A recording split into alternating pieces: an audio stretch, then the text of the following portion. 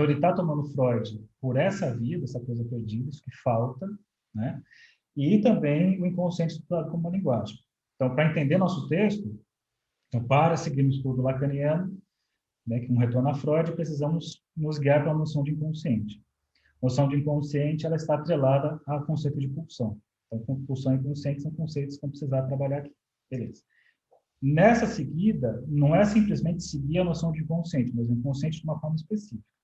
O inconsciente como essa coisa perdida, esse link perdido, e o inconsciente como estruturado como uma linguagem. Então, nós vamos caminhar por essas duas vias. Aí sim vem o parágrafo que eu tinha falado, completo da página 13. Por sua vez, ainda que ressalte inconsciente enquanto transindividual, Lacan operou um limite metodológico em sua abordagem que possibilitou, de fato, que ele viesse a destacar a estrutura da linguagem em sua relação com o inconsciente.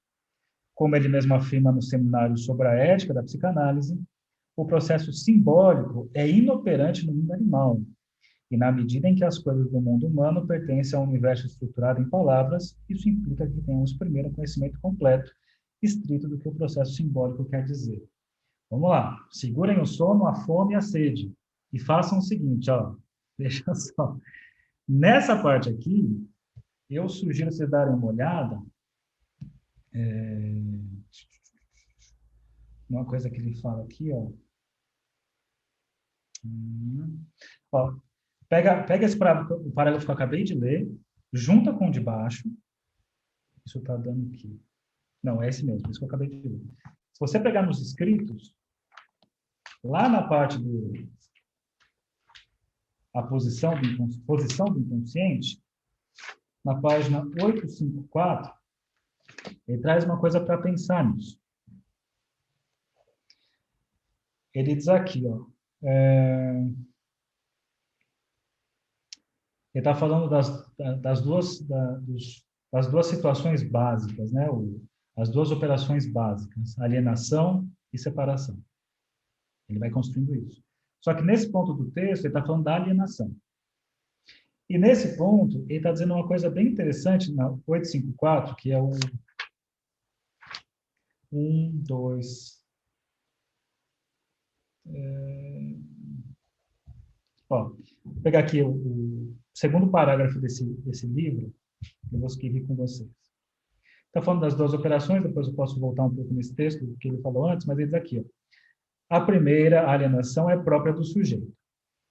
Num campo de objetos, não é concebível nenhuma relação que gere a alienação, a não ser a do significante.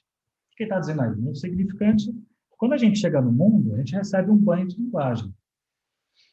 E essa linguagem que nós recebemos, nós pegamos emprestadas, né? A gente não sabe exatamente o que é, de quem que é. Aparentemente, foram nossos pais que deram.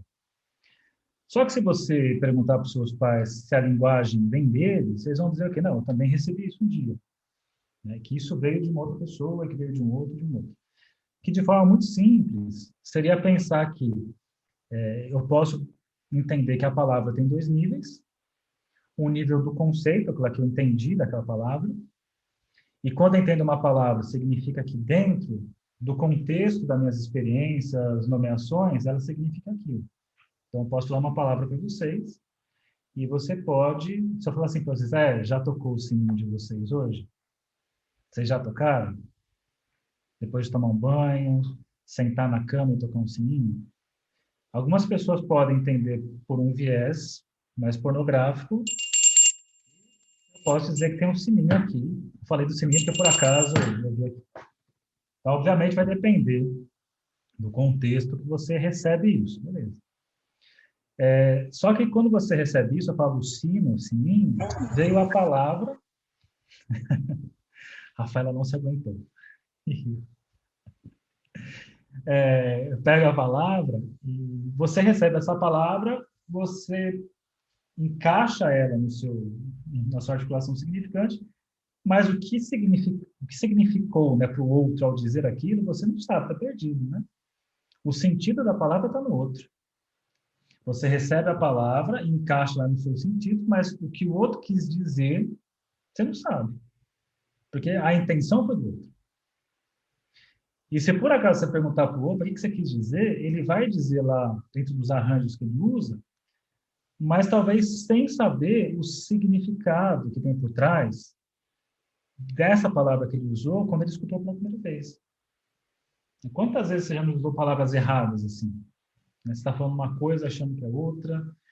Eu lembro, por exemplo, eu lembro que eu achava muito bonito quando eu escutava lá: navegar é preciso, viver não é preciso. Eu achava lindo isso. Eu falei, nossa, é isso, né?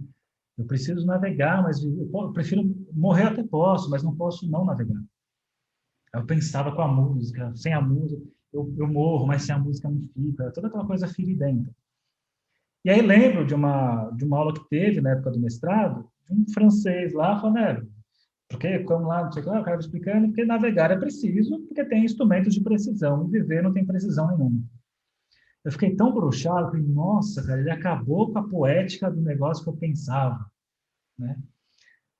Tempos atrás, então isso acontece. Então, essas coisas têm a ver com isso, a gente usa a palavra, mas não sabe exatamente o significado que está por trás. Então, voltando para cá, quando ele fala assim, da alienação, e assim, não é concebível nenhuma relação que gere alienação, a não ser a do significante. Então, a gente recebe a palavra, ela está quebrada. Eu recebo o significante, mas o significado não está. Né? O significado está ali no outro que emitiu. Que nem ele, na verdade, sabe. Porque ele também recebeu a palavra de alguém. E que isso vem de um outro, vem de um outro. E por isso que é bizarro quando alguém fala assim, não, o que ele quer dizer é o seguinte, cara, mas nem ele sabe o que é, nem o outro, e chegou você esperto sabe. Mas só para localizar isso. Então ele fala aqui, ó, tomemos por origem o dado de que nenhum sujeito tem razão de aparecer no real, salvo por nele existirem seres falantes. Concebe-se uma física que dê conta de tudo no mundo, inclusive de sua parte animada. Um sujeito só se impõe nela por haver no mundo significantes que não querem dizer nada e que têm de ser decifrados.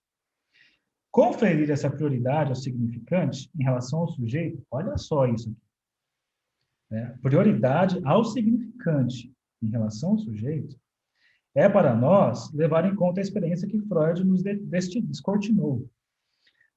O Lacan vai dizer que tudo é linguagem, assim como a Françoise Doutor vai dizer que tudo é linguagem. A linguagem está antes. Né? Você chega no mundo, a linguagem está lá, é você que se encaixa nela. Você que subjetiva a linguagem, e bem-vindo à neurose, ou que você não subjetiva a linguagem e fica na psicose, de forma muito rápida, vou falar aqui. Né? Obviamente que não é simples assim. E para explicar isso, para comprovar isso, o Lacan faz o seguinte: por que o significante tem esse lugar, né? Esse primeiro lugar? Freud descortinou a de que o significante joga e ganha, por assim dizer, antes que o sujeito constate isso. Como é que ele pode provar isso? A ponto de, no jogo do Witz, né, o xiste, por exemplo, ele surpreendeu o sujeito. No xiste, isso é muito legal, porque aí você vê o significante chegando antes. Você fala o negócio, escuta o negócio, você se dá conta assim, nossa, mas que coisa foi essa que eu falei? O significante apareceu antes, depois você chegou. Então, esse exemplo aqui mostra essa relação de atraso nosso com relação ao significante e de alienação com relação ao significante. Então, o significante tem dessa, o significante tem essa alienação com o outro. Né? Ele cria essa situação de alienação com o outro. Por que é importante dizer isso? Eu ia falar mais embaixo. O fato de se revelar não deve mascarar para nós que essa divisão não provém de outra coisa, senão do mesmo jogo, o jogo dos significantes. E diz, e não dos signos. Né? Então, por que não dos signos? Aí ele coloca, os signos são plurivalentes. Sem dúvida, representam alguma coisa para alguém. Mas, desse alguém, o status é incerto, como é o da pretensa linguagem de certos animais, linguagem de signos, que não admite a metáfora nem gera metonímia. Ele está dizendo que, apesar de o signo significar alguma coisa para alguém, né, ele não está diretamente alienado a um sentido que esteja no outro. Você tem lá os animais nas suas formas de comunicação, mas é uma forma de comunicação que é para todo mundo, que é para todos os seres humanos, para todos um cachorro para todos os seres humanos. Não é uma coisa específica para aquele sujeito específico.